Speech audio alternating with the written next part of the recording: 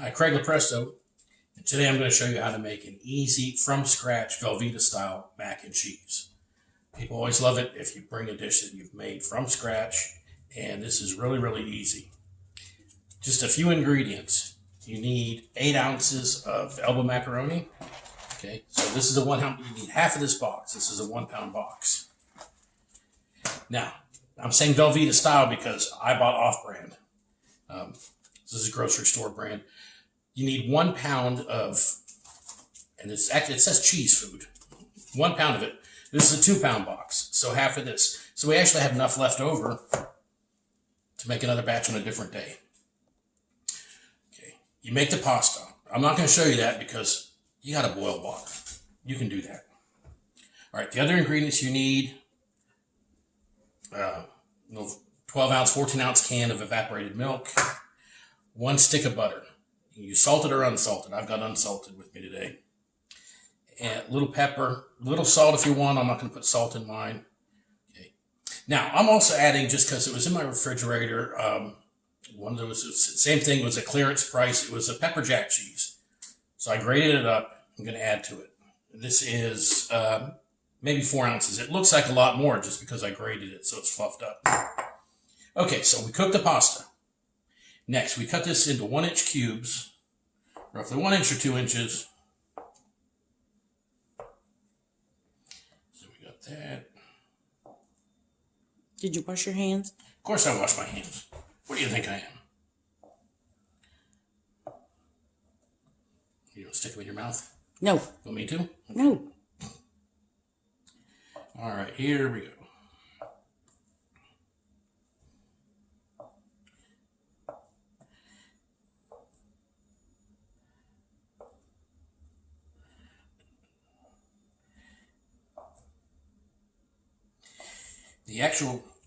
Kraft came out with a packaged mac and cheese early into the 20th century, early 1900s.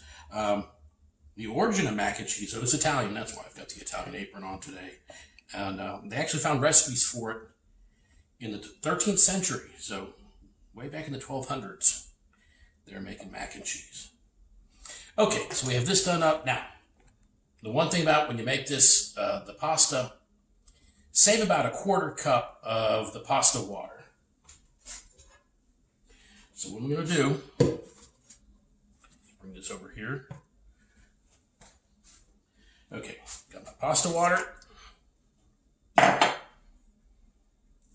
milk, canned milk, and in quarantine times, if you have stocked up, maybe canned milk is a good thing to have around the house somewhere.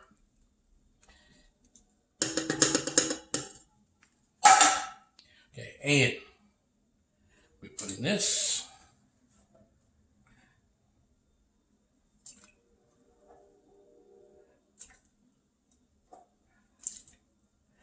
And toss this in.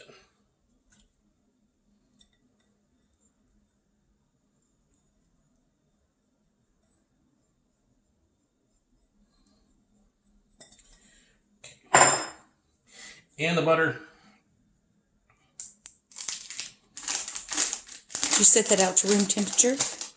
A little while ago, not real bad, but I'm going to go ahead and cut it up just so it'll melt faster, but you don't need to. You can just drop a little stick in there.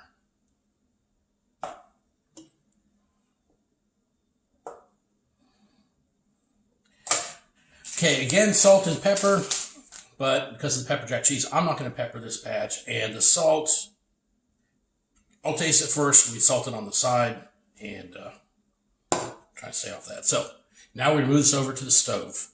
Pause it. And okay, so I've got now the milk and the cheese in here, and it's still chunky. The butter hasn't melted all the way yet, and the pepper jack cheese is melted already. Thing about when you're cooking with cheese, it's always lower heat and constant stirring, because it can burn, but it can also get stringy on you, and we don't want that. We want to turn this into a nice smooth sauce.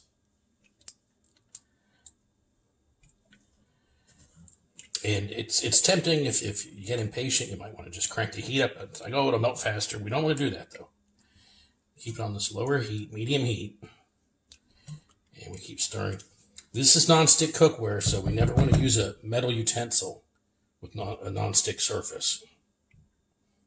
Unless you like eating Teflon.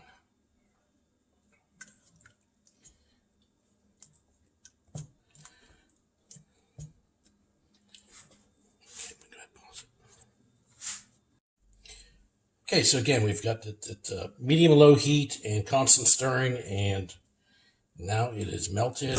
I stir and I look for a little bit. If there's still a few lumps, I try smashing on the side. But I'm keeping this going here.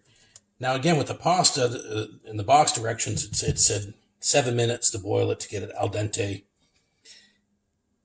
Undercook it a little bit. I did 6 minutes, just because with all the stirring it back in here, I'm taking off the heat, but still, it could cook those noodles further. And what we don't want is a cheesy mush. We do want still a little bit of texture with those elbow macaroni noodles.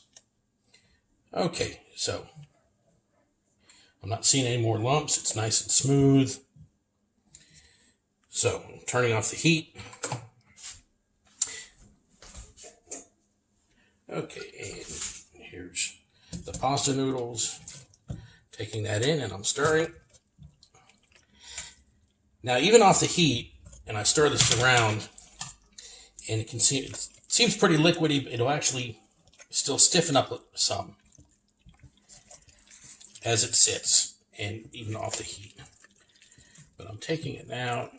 Now, here's a point where, again, you could taste it and salt and pepper to your taste.